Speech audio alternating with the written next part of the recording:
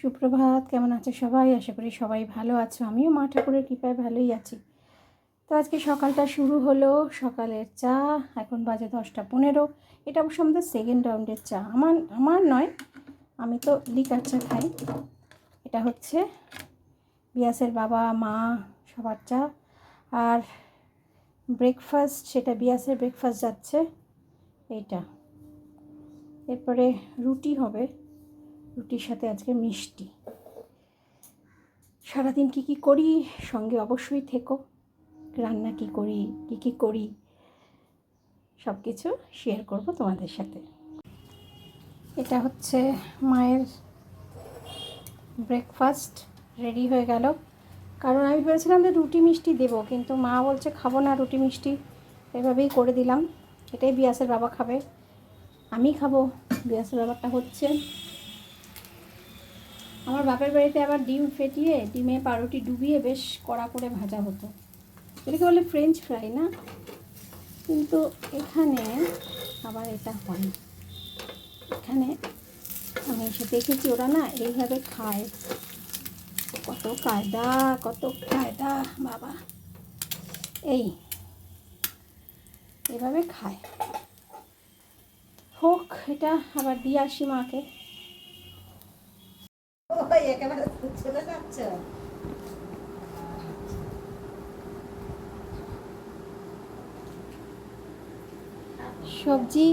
সবজি কাটতে বসলে ঘটুর হচ্ছে সবজি খাচ্ছে। এটা যে কি, এই ঘটু তুই কি সবজি খাচ্ছে? থোর খাচ্ছে।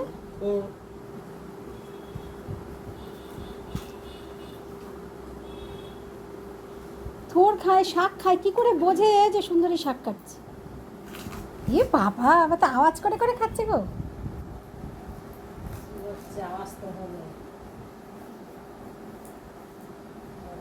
থোড়ের ওইটুকু আছে, ওইটুকু রেখে দাও, বা থোড় যদি কাটতে হয় কেটে দাও। হ্যাঁ হ্যাঁ, থোড় দিয়ে ওই আলু তো কাটাই আছে, ওই থোড় আলু দিয়ে একটু ছেচকি মতো করা যাবে। আমার ঠাকুমা করতো থোড় আলুর ছেচকি, কত রকম রান্না করতো আমার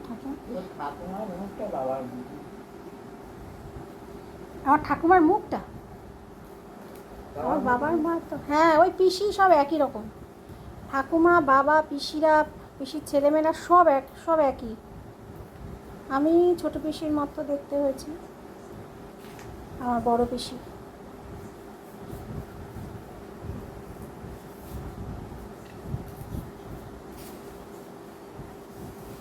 লেংচে লেংচে ঠিক চলে যাবে সুন্দরীর কাছে। এবার এটা খুব ভালোবাসে সবজি খেতে। সেটা খাবে না, তখন দেখবে ফেলে দেবে। যত উৎপাতের জিনিস। কাঁচা সবজি খাবি আর সুন্দরী, এটা মুখে দিচ্ছে, এটা নিয়ে নাও, এটা নিয়ে নাও, এটা নিয়ে নাও, এটা কাটবে তো তুমি, এটা নিয়ে নাও।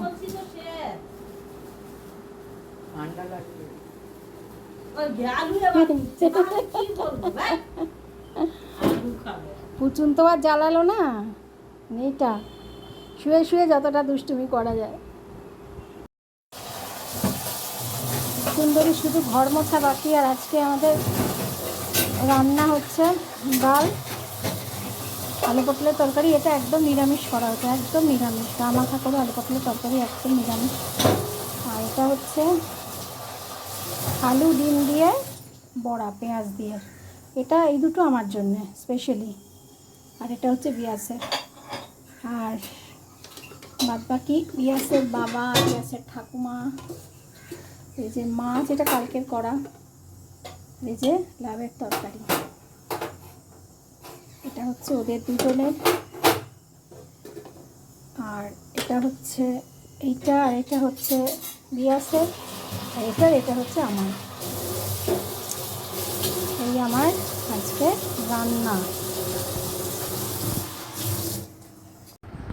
বিভৎস গরম পড়েছে, মানে ঘেমে নিয়ে মানে একদম জল হয়ে যাচ্ছি। তারপরে বিকেলবেলার দিকে একটু ঠান্ডা ওয়েদার হলো, মনে হয় বিশাল ঝড় বৃষ্টি হবে। কোথায় কি, কিছুই তো হচ্ছে না। জানি না কবে কি হবে। বাইরে হচ্ছে নিকষ ঘন কালো অন্ধকার, বাজে 11টা 10। বাড়ির সবার খাওয়া হয়ে গেছে, শুধু পুচুন, ঘটু, আমি আর রুহু বাকি। ওদেরকে এখন খেতে দেবো। আর বাদ বাকি গোলে ভিঙ্কি আমার খাওয়া হয়ে গেছে, বড়ি খাওয়া হয়ে গেছে। আমার হয়নি, আমি সবে বাইবেল পড়ে প্রার্থনা করে উঠলাম, ইনসুলিন নিলাম। এবার আমি পুচুন আর ঘটুকে খেতে দেবো, রুহুকে খেতে দেবো, তারপরে আমি খাবো। এবারে আমার এটা খুব প্রিয় ঘর, মানে এই ঘরটা আমার ভীষণ প্রিয়। কোনো আসবাবপত্র নেই, একটা শোকেস আছে, ব্যাস সেইটুকু। ভীষণ প্রিয় ঘর এটা। যেটা একটা সমস্যা হয় সেটা হচ্ছে যে পুচুনকে রাতে ঘরে নামাতে হয়। এবার কারণ আমাদের ওপরে তো ছাদের ওপরে কোনো শেড দেওয়া নেই।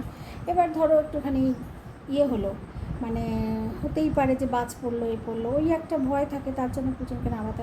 আর পুচুন এই ঘরে থাকলে, মানে পুচুন তো 3 বছর হয়ে গেল, পুচুন আর আমি কখনো একসাথে মানে সহাবস্থানে থাকিনি।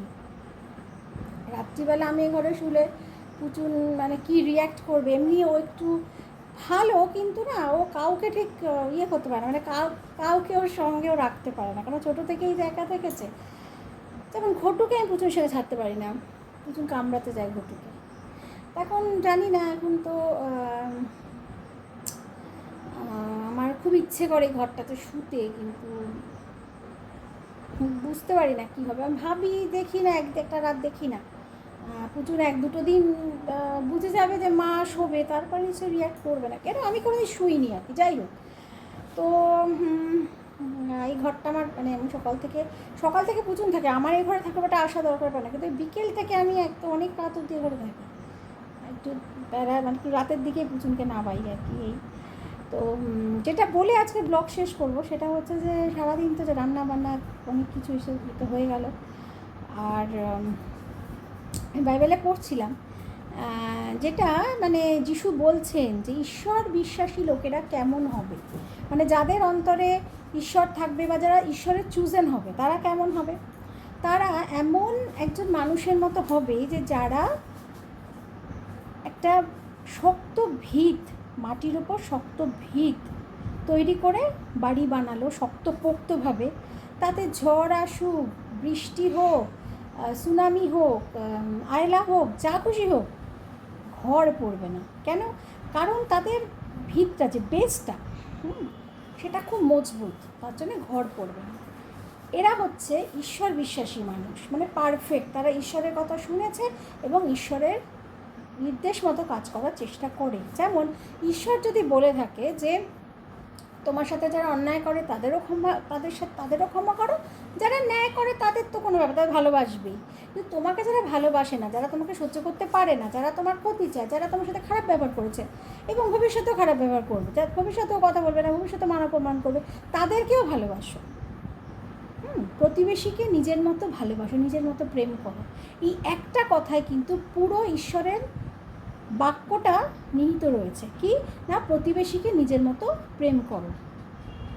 ঈশ্বর আরও বলেছেন যে নিজের, মানে তোমার ভাইয়ের দোষ দেখার থেকে তুমি নিজের দোষ দেখো। মানে একটা ভাই বা যে কেউ, মানে তোমার অন্যের দোষ দেখার আগে তুমি নিজের দোষ দেখো। তুমি অন্যের দোষ দেখছো, তুমি দেখছো যে অন্যের চোখে একটা, মানে ঈশ্বরের ভাষাটা কুড়া, অন্যের চোখে কুড়া পড়ে আছে, তুমি সেটা দূর করার চেষ্টা করছো।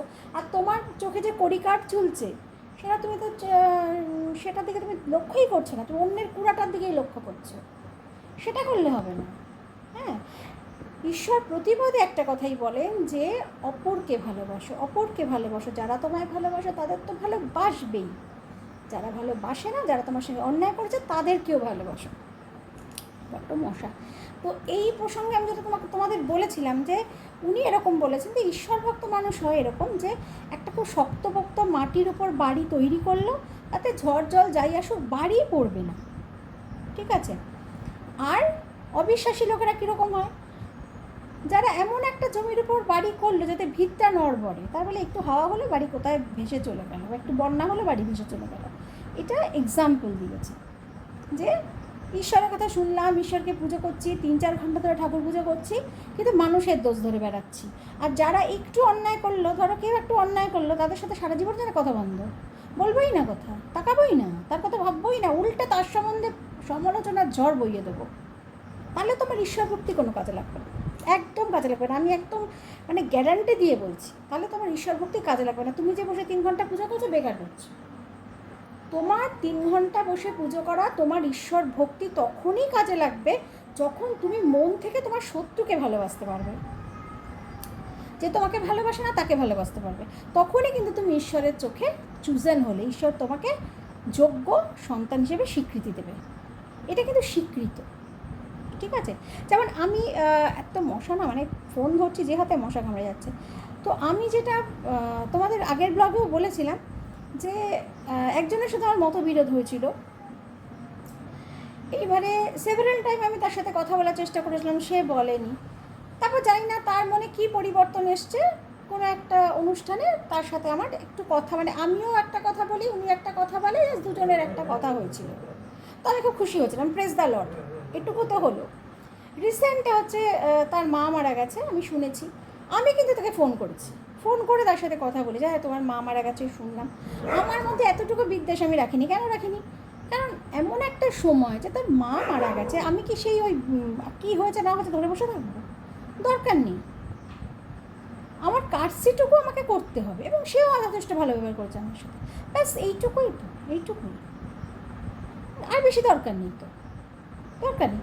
কারণ মানে একটা মতবিরোধ হয়তো দুজনের মধ্যেই আছে, কিন্তু কাজটা উঠে যাবে, শত্রুতা এমন দাঁড়িয়ে যাবে যে মুখ দেখবো না, কারণ সেটা আমার দ্বারা একেবারেই হবে না, সেটা একেবারেই হবে না। কারণ আমি তো ঈশ্বরের চুজেন, আমি তো কথামৃত বলো, বাইবেল বলো, গীতা বলো, আমি সবসময় কী করি সেটা ধরে চলার চেষ্টা করি যে প্রতিবেশীকে নিজের মতো ভালোবাসো, শত্রুকেও ভালোবাসতে হবে। কারণ প্রভু যীশু ক্রুশে গিয়ে সবাইকে ক্ষমা করতে পেরেছিল, তাহলে ওয়াই নট মি, তাই না? এবং শ্রীরামকৃষ্ণ, হ্যাঁ কিছু বলবি? প্রচুর খেতে দিচ্ছি, তারা ব্লগটা শেষ করে দিচ্ছি। হ্যাঁ দিচ্ছি, তারা একটু দাঁড়িয়ে যায়। তো আমি আবার নামাতেও হতে পারে যদি বৃষ্টি টিষ্টি হয়।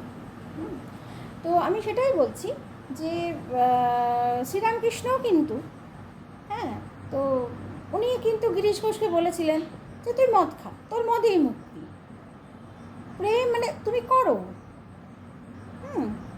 উনি এটাও বলেছিলেন যে তুই মানে এটা কি, মানে এটা হচ্ছে, উনি তো গিরিশ ঘোষকে বলতে পারতেন এই তুই কেন এরকম, তুই এত বাজে কেন, তুই তো বেরিয়ে যা, একদম আমি তোকে দীক্ষা দেবো না, যা তো তুই চলে যা। তা করেননি, উনি জানেন গিরিশ ঘোষ পাপী, তাও কিন্তু উনি গিরিশ ঘোষকে নিজের বুকে তুলে নিয়েছিলেন। তো এটাই হচ্ছে কথা, এটাই হচ্ছে ঈশ্বরের নির্দেশ। হ্যাঁ, শ্রী চৈতন্য মহাপ্রভু কী বলেছেন? শ্রী চৈতন্য মহাপ্রভু বলেছেন যে জগাই মাধে ওনাকে যখন মেরেছিল, তো উনি বলেছেন যে মেরেছে কলসির কানা, তা বলে কি প্রেম দেবো না?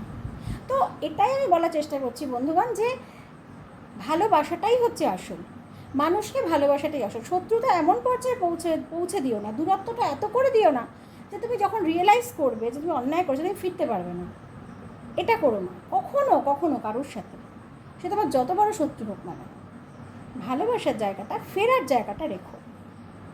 এটাই ঈশ্বরের নির্দেশ, প্রত্যেকটা ধর্মগ্রন্থে এটাই বলা হয়েছে। সেটা তুমি যদি না করো, তুমি যতই ঈশ্বর ভক্তির বন্যা ভাসিয়ে দাও, ঈশ্বর কিন্তু তোমাকে কিন্তু তার কাছে গিয়ে উত্তর দিতে হবে, ঠিক আছে? তো এইটুকুই বলার উদ্দেশ্য, তাই ঈশ্বরের পথে চলি, সৎ রাস্তায় আছি, এইটুকুই বললাম তোমাদের কাছে। তো কী হয়েছে, কী দেখাচ্ছিস তুই আমাকে? হ্যাঁ, যাই হোক, তো অনেক রাত হয়েছে আর আমি বেশিক্ষণ কথা বলবো না। ব্লগটা শেষ করার জন্য তোমাদের কাছে বসলাম। সবসময় আমি বাইবেল দিয়ে শেষ করি, ঈশ্বরের কথা দিয়ে শেষ করি। তো খুব ভালো থেকো, ভালো রেখো, সুস্থ থেকো। আজকে আসি, শুভরাত্রি, টাটা।